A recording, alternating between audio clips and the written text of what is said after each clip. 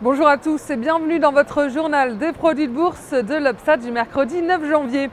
Paris termine stable, le CAC qui grappille 0,03%. Les investisseurs jouent la carte de la prudence à l'image des marchés américains avant l'ouverture de la saison des résultats trimestriels aux États-Unis.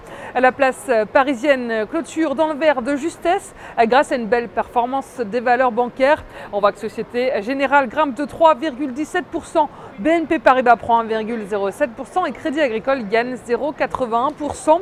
À noter le temps fort de la semaine pour les marchés européens, ce sera la réunion de politique monétaire de la Fed jeudi.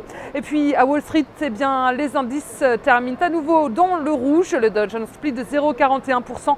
On est à moins 0,22% côté Nasdaq et le S&P 500 lâche 0,33%. Les marchés d'actions américains restent sur la défensive. Ils marquent une pause après leur solide performance de la semaine dernière et surtout ils attendaient le coup d'envoi de la saison des résultats du quatrième trimestre pour prendre position.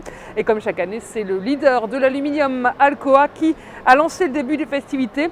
Le géant de l'aluminium a publié un chiffre d'affaires en légère baisse par rapport à l'année dernière à 5,8 milliards de dollars, ce qui reste conforme aux attentes. Les investisseurs se concentrent donc sur les résultats d'entreprise et pour le moment, ils mettent de côté la question du précipice budgétaire. Wall Street garde tout de même un œil sur l'Europe alors qu'on est à 2 jours de la réunion de politique monétaire de la Fed et que la zone euro connaît son plus fort taux de chômage à 11,8% sur le mois de novembre.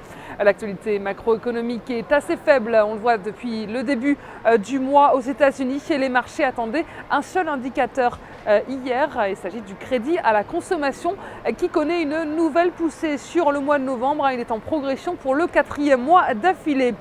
On s'intéresse aujourd'hui au groupe hôtelier Accor. Graphiquement, le titre vient de s'affranchir d'une oblique baissière. Il évolue au-dessus de ses moyennes mobiles à 20 et 50 jours qui soutiennent la tendance. Et tant que le support est à 25,40 €, le biais est positif vers 27,70 € et 28,90 €. La stratégie qui vous est proposée pour jouer cette valeur, c'est l'achat du Warren Call Accor à 3103 T d'Unicredit au prix d'exercice de 25 € et d'échéance au 6 septembre 2013. C'est tout pour aujourd'hui. On se retrouve demain. Très bonne journée.